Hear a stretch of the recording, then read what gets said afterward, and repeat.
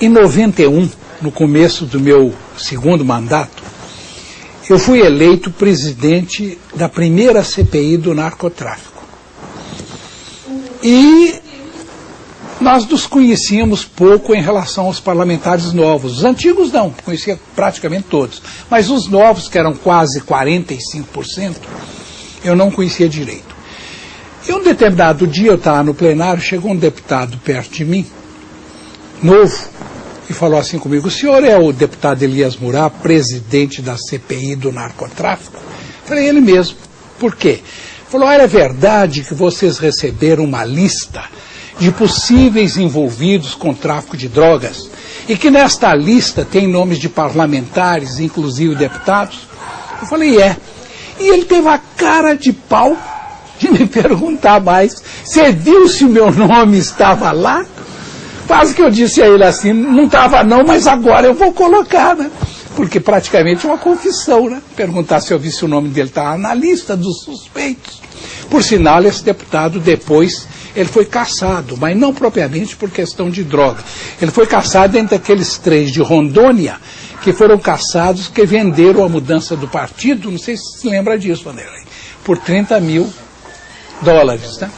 Então ele foi cassado, graças a Deus, né? Então isso aí foi uma coisa que me deixou muito abatido, né? Mas agora a gente está vendo que há muitos oportunistas, corruptos, traficantes, que às vezes até à procura da imunidade parlamentar, como esse Delbrando Pascoal, né? Que foi cassado agora nessa nova CPI. Por sinal, o relator da CPI atual, o deputado Moroni Torgan, ele foi relator da nossa CPI também, quando eu fui presidente em 91. Então, isso aí deixa a gente um pouquinho preocupado, mas como nós sabemos que essa questão da droga, praticamente em todos os setores, né, nós estamos percebendo o fenômeno, hoje não me causa tanta admiração, né, e até está mostrando que as CPIs são, mesmo que elas não cheguem a grandes resultados, elas são importantíssimas para levantar isso tudo. Esse Delbrando Pascoal, por exemplo, se ele não tivesse sido eleito deputado federal, provavelmente ele estaria até hoje cometendo as suas atrocidades lá no Acre impunemente. Agora veio a CPI, pois, né, em como está pondo de outros casos aí que nós temos. Até houve um outro fato na época, porque nós começamos a receber ameaças. Bilhetes, telefonemas anônimos. Um dia o deputado Moroni Torgan recebeu um pombo decapitado no seu gabinete. Ou então ele me pediu, e eu também achei que era importante, pedimos ao presidente da Câmara reforço no policiamento. Porque eu morava num prédio muito tranquilo da SQN, da Superquadra Norte, né? O prédio J, e ele morava no lado, no prédio K. O relator e o presidente, as duas figuras mais importantes da comissão. Então eu dupliquei o policiamento. Em vez de um policial, lá mais até, o presidente da Câmara colocou lá 4 policiais. Então eu me senti assim, mais protegido. E uma determinada noite eu resolvi fazer o Cooper à noite. Eu fazia de dia, de manhã cedo, antes de ir para a Câmara. Esse dia eu resolvi fazer à noite. E cometi a bobagem de colocar um Walkman na cintura, né? A fita para ouvir uma música suave, né? Sair de relógio, de pulso, corrente, todo enfartelado, né? O tênis, a meia, tudo de acordo. E saí para fazer o Cooper, 9 horas da noite, 9h30. Não dei 400 passos, pulou um negão na minha frente, com 2 pivetes, um de cada lado, e me colocou um revólver no peito. Eu pensei o quê? O narcotráfico me pegou, estou perdido, estou morto, né? Aí ele fala: isso é um assalto. Eu pensei lá comigo: graças a Deus. E ele nunca viu um assaltado tão cooperador, né? Levou relógio, levou Walkman, levou corrente, levou tudo sem nenhum esboço de reação da minha parte. Graças a Deus. Mas até hoje o deputado Moroni Torgan, que é o relator, né? Era o relator e é dessa nova, e ele é delegado de Polícia Federal, ele acha que foi mesmo do pessoal, porque para mostrar a nossa fragilidade, que nós tínhamos pedido reforço no policiamento, e eu fui assaltado próximo ao prédio, né? Não sei, você tinha razão ou não. Infelizmente, aí vem uma questão também de mágoa. Você fala de mágoa e frustrações, né? Praticamente quem criou essa Secretaria Nacional Antidrogas fui eu. Quem a criou na época do governo do presidente Itamar Franco, eu toda a vida me dei bem com ele, né? Apesar de ser de um partido de oposição agora, mas eu procurei e ele falou, não, pode fazer, eu esbocei, eu fiz de mão própria o anteprojeto de lei para criar a secretaria, que na época nós chamamos de Secretaria Nacional de Entorpecentes. E o Itamar Franco mandou me dizer, falou assim, ó, você apresentar o projeto como deputado, que é ter essa honra, ou então você pode delegar para o executivo, mas ele vai tramitar em regime de urgência urgentíssima. Como faltava um ano para terminar o mandato do presidente Itamar Franco, eu falei, não, eu abro mão. Aí o executivo apresentou e foi aprovado. Então criou-se a Secretaria Nacional de Entorpecentes. Prudentemente, nós a colocamos no Ministério da Justiça, para evitar exatamente esses atritos que estão ocorrendo aí, entre o Ministério da Justiça e o Gabinete Militar da Presidência, onde ela está no momento, entre a Polícia Federal e também a Senad. Quer dizer, isso prudentemente colocamos lá, e durante 1 ano e meio que ela funcionou, o Ministério da Justiça, nunca houve um atrito com a Polícia Federal, nem com o Ministério da Justiça, porque era lotada no gabinete do ministro. Pois bem, primeira medida provisória do presidente Fernando Henrique Cardoso, quando tomou posse em 1º de janeiro de 95, lá embutido lá no meio, que eles chamam de Frankenstein, e acabou com a Secretaria Nacional de Entorpecentes. Eu fiquei admiradíssimo, procurei os líderes, conversei com eles, era o Zé Serra na época, solicitei, procurei o presidente, falei com ele, ninguém me dava uma explicação da razão disso. 3 anos depois de ir a Nova York para falar na ONU sobre drogas, e eu até fui assessorando pela Câmara dos Deputados, e o senador Romeu Tuma pelo Senado, conversamos muito, inclusive na nossa viagem, ele fez um belo discurso e disse que ia recriar a secretaria. E realmente voltou e recriou, só com o nome de Secretaria Nacional Antidrogas, que foi bom, na minha opinião, mas cometendo um erro grave de lotá-la no gabinete militar. Ora, se dizem que não é função do Exército cuidar de tráfico de drogas, ou reprimir tráfico de drogas, ou perseguir traficantes, isso constitucionalmente não é mesmo não. Como é que lotam a secretaria no gabinete militar? Para mim isso é um paradoxo. E realmente eu pleiteei até a época, quando perdi a eleição, ser indicado para a secretaria, porque isso viria até culminar o meu trabalho nessa área. Mas nem sequer resposta eu obtenho. Eu consegui 93 assinaturas parlamentares federais no memorial ao presidente da República. Os 5 líderes que apoiam o governo, dos 5 partidos, por unanimidade, indicaram meu nome. O ministro Pimenta da Veiga, o líder Aécio Neves, o Teotônio Vilela Filho, todo mundo pedindo por mim, mas nem sequer uma manifestação eu recebo ou uma justificativa. Então essa é a mais tremenda frustração que tive até hoje. Sou do partido, parlamentar disciplinado, fidelidade partidária, inconteste, e no entanto não consigo um cargo para o qual todo mundo acha que eu estou mais do que talhado. Ah, pois é. Então é o seguinte, o que acontece? Aí vem uma das razões de eu ter falado isso tudo. Lotada no gabinete militar, a secretaria tem se preocupado essencialmente com a repressão, que é que o país investia um pouco, e Estados Unidos inclusive ajuda o país nesse setor, uma boa ajuda, mas nada na prevenção, porque na verdade a questão da droga é como se nós tivéssemos um canal ou uma corrente.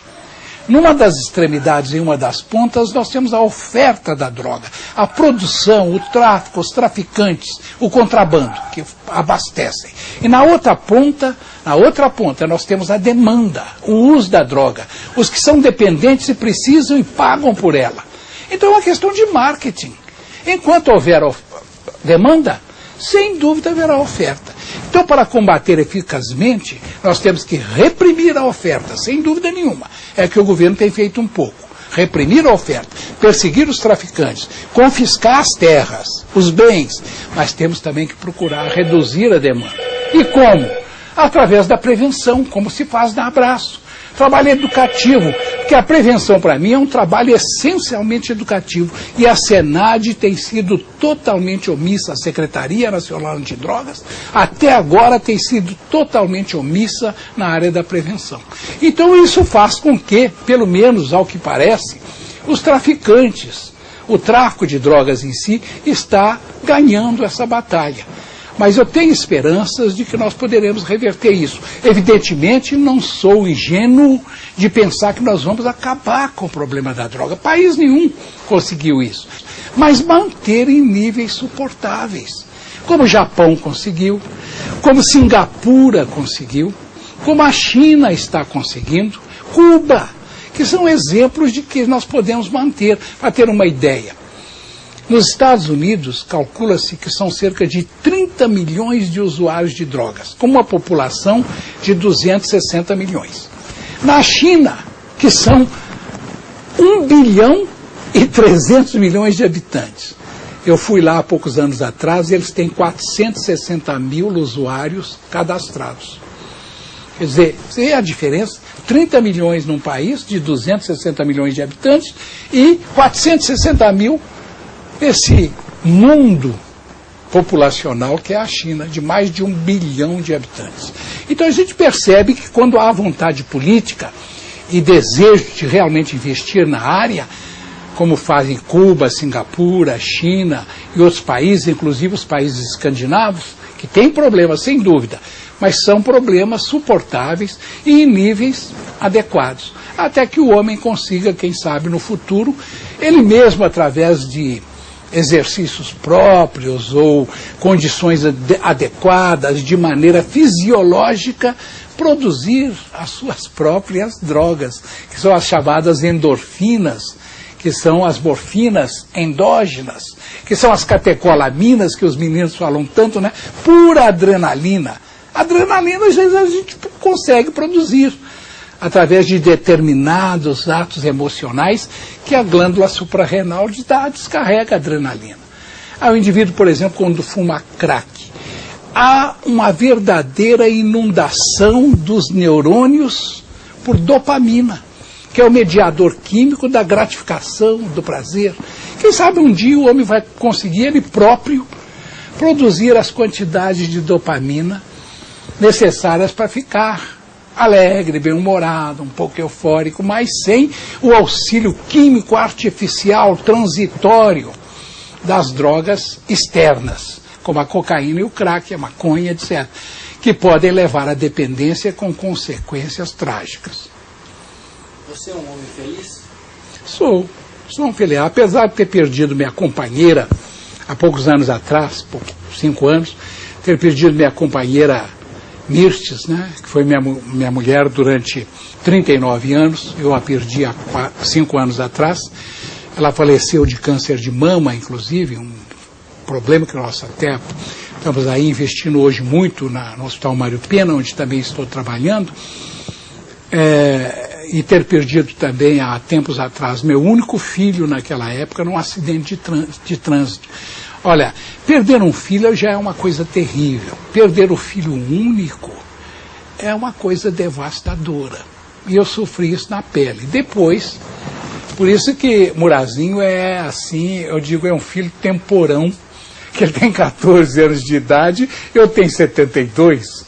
Então, ele é um filho, há pouco tempo atrás, até quando ele era um pouco menor, nós estávamos na piscina do Minas, brincando, e ele com os coleguinhas dele de escola, né? E virou um coleguinha dele, olhou bem para mim e falou, ele é seu pai mesmo? Parece muito mais seu avô, né? Então, em relação a Murazinho, eu digo que eu sou hoje pai, mãe e avô. Sou um homem de fé. Sou um homem de fé, sou um católico razoável. Não sou um católico que tem lá, né? Eu costumo dizer assim, sou um pecador moderado. Porque eu não acredito muito nesses que se julgam santos, né, ou indivíduos puros, né? Eu acho que todos nós temos nossos defeitos, e eu então costumo dizer, eu sou um pecador moderado, e graças a Deus, porque eu sou igual aos outros, né? Uma vez eu me lembro até que uma aluna do Instituto Educação, onde eu fiz uma palestra sobre drogas, falei muito sobre maconha, cocaína, crack. Na época, não, o crack não tinha ainda tanta difusão, né? E depois que terminei a palestra, ela falou, professor, o senhor falou, naquela época eu não falava muito sobre as drogas chamadas lícitas, legais, hoje não, hoje eu falo muito sobre elas também, tabaco e álcool. Então ela me cobrou isso, falou tanto sobre maconha, não falou nada sobre tabaco, nada sobre o álcool. Eu falei, olha, o caso é o seguinte, eu acho que o ideal é não beber. Mas se você bebe socialmente até um pouquinho, é até bom para a saúde. Porque o álcool aumenta o teor das chamadas lipoproteínas, que são aquelas que favorecem a produção do colesterol bom. Isso diminui um pouco os riscos de infarto do miocárdio. Mas beber moderadamente, com moderação, um pouquinho aí, 2, 3 vezes por semana, ou então um choppzinho num fim de semana, tudo bem. O abuso é que é, como nós sabemos, o alcoolismo, né? Onde vez que se torna alcoólatra é a outra face terrível do problema do álcool. Agora, o ideal é não fumar, mas se você não consegue porque está dependente, fumar pouco, menos de 10 cigarros por dia, ou 5, porque aí é moderadamente. O ideal é não precisar usar medicamentos, mas se você precisa, usar com moderação. E terminei até pecar com moderação, porque um pecador moderado é gente igual a gente, né? Aquele é um pecador moderado igual a gente mesmo, né? Então ela achou muita graça e gostou até da resposta. Então eu sou um homem de fé, eu tenho muita fé, acredito muito, sou um católico razoável, né? Compareço sempre às minhas obrigações religiosas e tenho assim amizades enormes, né? Por exemplo, Dom Serafim é um grande amigo. O reitor da PUC, o Padre Magela, é um amigo de longa data. Dom João, né? Que até hoje tem artigos antológicos. Eu considero os artigos de Dom João no Estado de Minas verdadeiras lições de, vamos dizer, comportamento humano, de humanidade, né? Toda a vida também sempre me dei, tanto que Dom João é que celebrou as minhas bodas de prata. Quando completei 25 anos, em 1980, eu não me lembro mais direito a data, Dom João é que celebrou as nossas bodas de prata. Bom, o futuro a Deus pertence, né?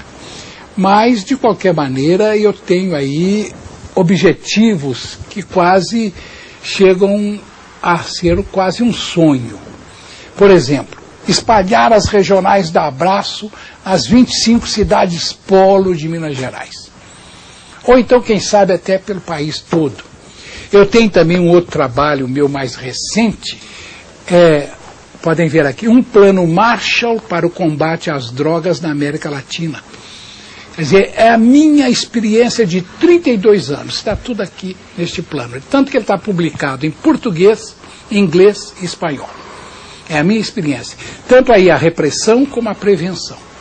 Mostrando a minha experiência e as minhas propostas para os governos da América Latina.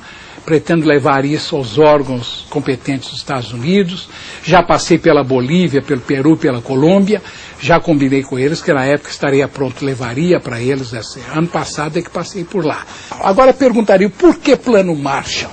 Vocês são novos, não se lembram. Mas depois da guerra, que você até falou aí sobre a minha posição na época, que eu era garoto ainda, né, quando a guerra começou e quando terminou, estava início da minha juventude, né? Quando ganharam a guerra, a Inglaterra e os Estados Unidos, a maioria dos outros países, inclusive a Inglaterra, se encontravam devastada pela guerra. E os comunistas haviam chegado até Berlim. Então estavam ali nas fronteiras.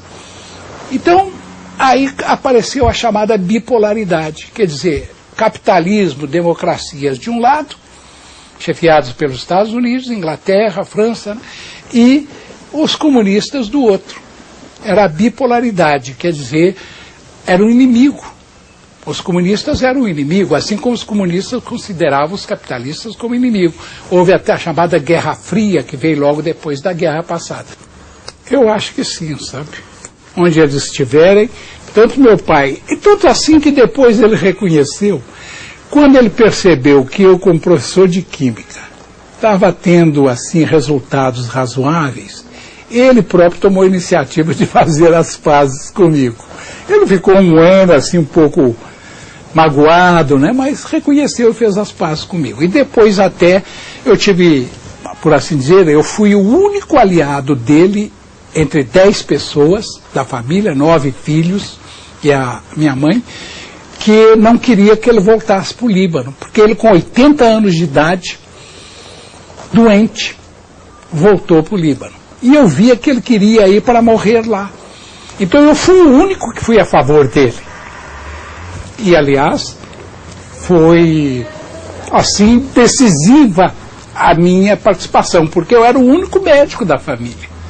E se um médico dizia que ele poderia ir, os outros se sentiram, né? E ele acabou indo, ter uma ideia em que condições ele foi. Ele, durante 20 dias de viagem de navio, com um sobrinho que foi acompanhá-lo, um moço, o sobrinho depois nos escreveu, ele ficou 15 dias na enfermaria do navio.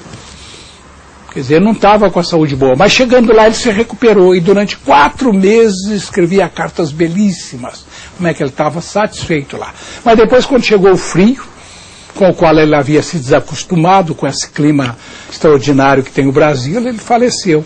Teve complicações respiratórias e morreu. Morreu e foi enterrado no Líbano. E há pouco tempo atrás, eu fui ao Líbano chefiando uma comitiva de parlamentares de origem libanesa, cerca de 10. E tive a satisfação que o governo libanês me pegou e me levou à cidade natal dele, chamada El Feki. E eu visitei o seu túmulo. E a igreja que ele mandou construir lá na cidade, com dinheiro que ele captou no Brasil, inclusive de muitos brasileiros que confiavam nele e que ajudaram a construir essa igreja, na pequenina cidade de El Feki, onde ele nasceu. Então meu pai realmente acabou indo para a sua terra natal. Agora minha mãe não quis ir, falou mesmo, eu não saio deste país nunca mais, vou morrer e ser enterrada aqui. Realmente morreu aqui, foi enterrada em Varginha. Eu tenho certeza que ela, no lugar que estiver, e eu tenho certeza também que é um bom lugar, eles estarão lá admirando até, sob certos aspectos, esse nosso trabalho, porque é um trabalho feito em benefício, principalmente, da juventude. É uma luta um pouco inglória. É o sonho. Quando a gente sonha sozinho, o sonho não passa de um sonho. Mas quando nós sonhamos coletivamente, com outras pessoas sonhando da mesma maneira, este sonho pode se tornar realidade. E meu sonho é esse, conseguir que o Brasil coloque o abuso de drogas, como eu disse há pouco, em níveis suportáveis. E eu acho que com o Brasil, um grande país, eu até disse e repito, eu conheço 40 e tantos países, morei em 2 ou 3, como eu citei há pouco. Eu não trocaria o Brasil por lugar nenhum.